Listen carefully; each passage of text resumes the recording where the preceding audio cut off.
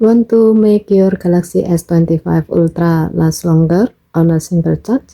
There's a smart way to save power without doing much. Just switch to Live Performance Profile.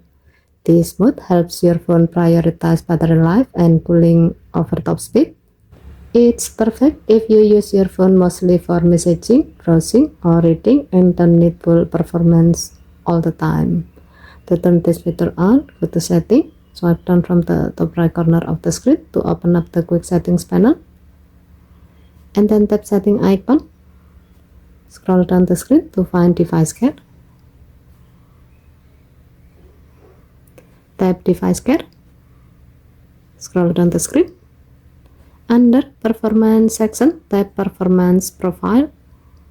Now choose Light. As a note, even this mode focuses on battery and cooling, not speed.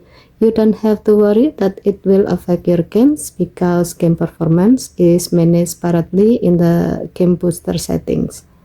With this setup, now your phone will run cooler and your battery will last longer, which is great for everyday use.